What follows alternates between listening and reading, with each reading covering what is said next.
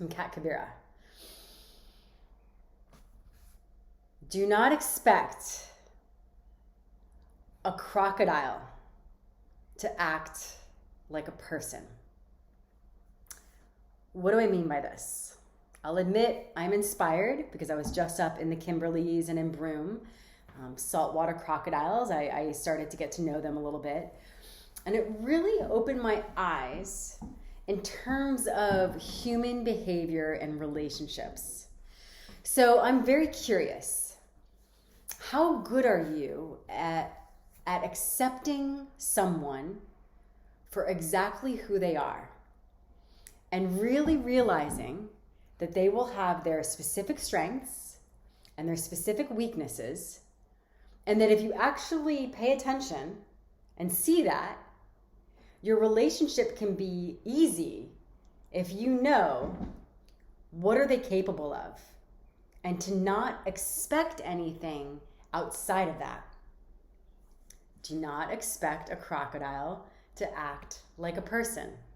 You know, you don't cuddle with crocodiles, you don't make out with crocodiles, you don't dance with crocodiles. You know, if you see one, you know, you either try to hide or you run in a zigzag to get away. So this was eye-opening for me. And although, like, you could have said this to me before, and I'm like, yeah, no shit, Sherlock. To suddenly realize how I actually had expectations on people. And I almost would act surprised if they behaved differently from how they were. You know, that was doing neither myself nor them a service. So I'm curious, do you have expectations on people outside of what they're capable of? So let's do some examples of this. I was just recently on a project with someone, and it was a new person, and I didn't know him very well. And intelligently, I spent a day really studying him and kind of seeing, like, what is he about? And I was able to assess, okay, here are his strengths, and here are his weaknesses. And what was so helpful about that was, as we dove into this project more, I was quite clear.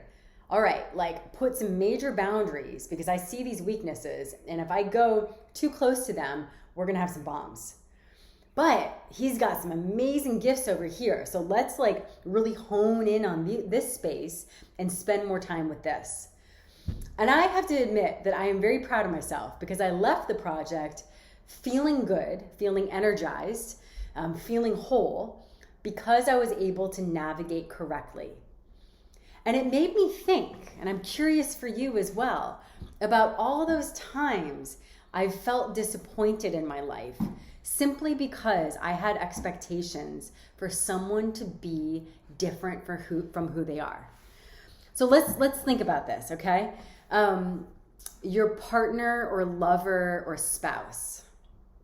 How good are you at realizing this is what they're capable of, and this is what they're not capable of?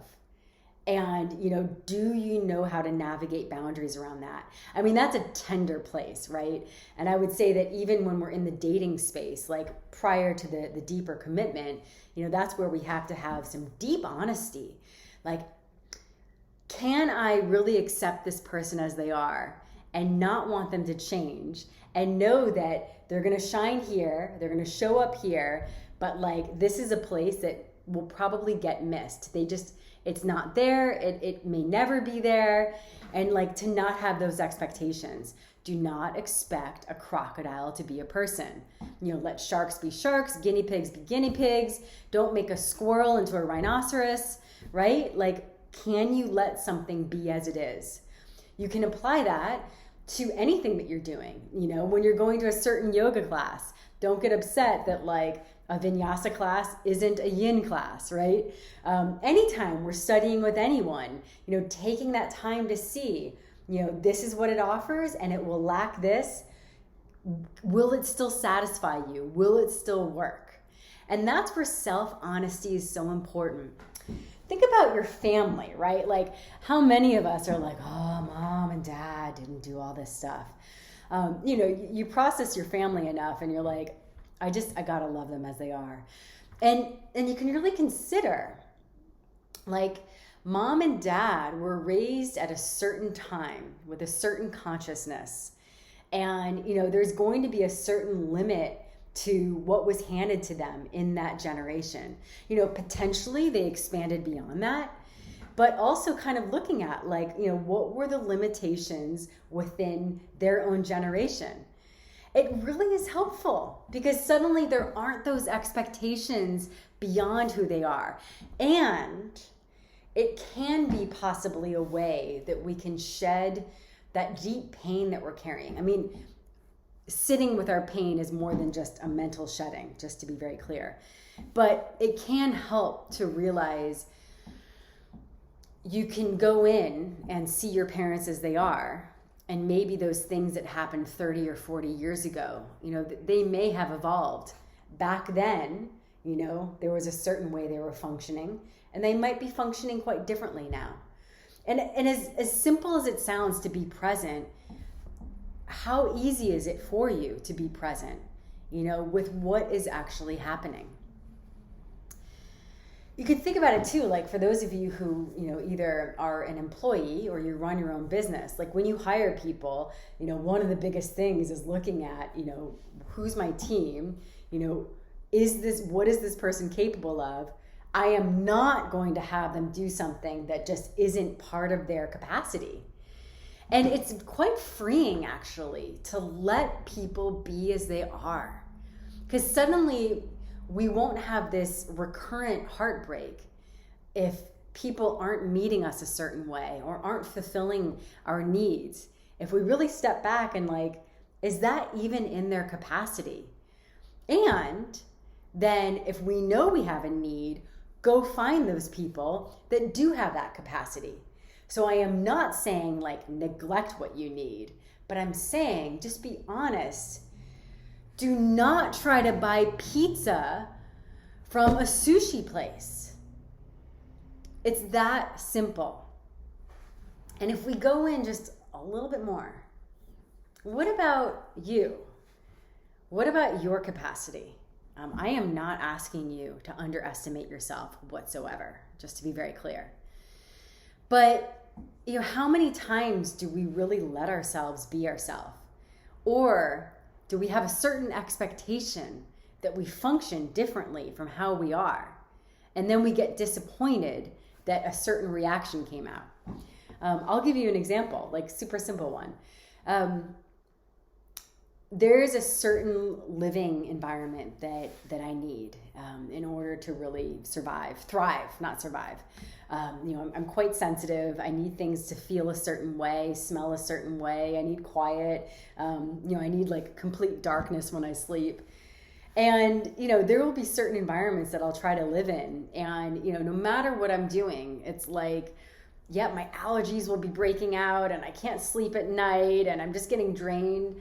And sometimes the simple solution isn't, I'm going to keep trying to push myself to be a certain way. What if I just let myself be myself? We want to find that path of ease. And I'm not saying life's easy, but it can be easy. And it's really interesting when we step back to be like, how am I making things more difficult for myself? When I allow things to be as they are and see them as they are, then I know how to step in and what to ask for, and then also where not to go, boundaries. How many times it's like, someone that we end up dating, it's like, you would have been an awesome friend, but you're not my partner. It actually frees things up because then it takes the pressure out on those that are around us. Like, hey, I'm gonna let you be you. And I bet you know this feeling. When someone lets you be yourself, suddenly you can relax and like your best self comes forward, right? But when we feel like someone is like, demanding something of us that just isn't congruent to who we are, like that causes us to shrink. That causes us to get angry. We contract. We don't want to be here. So we actually allow other people to show up, to arrive, to be present. We could say to come home, by saying like, yeah, I'm just going to let you be as you are, be you as you are. And suddenly that lets them flow, and they bring their sparkle out. You know, they bring all their gifts. It's like all the beautiful quirks, all the wisdom, you know, all the generosity, however they are, like they get to come out just because there's that ease and relaxation that they're allowed to be themselves. It's probably the biggest neuroses we all carry. Like, you know, there's something fucked up with us. You know, we can't be ourselves. We got to present ourselves in some other way. And it's the same thing, is that there's an ease when both sides get to be themselves. That's where the magic happens. So my invitation to you is just check when you're trying to make a guinea pig into a person or an octopus. You know, what if you just let someone be as they are? And what if you just let you be as you are? That's my magic message to you today. Sending you love, and who knows, you might be getting a message from me soon in Bali. Bye.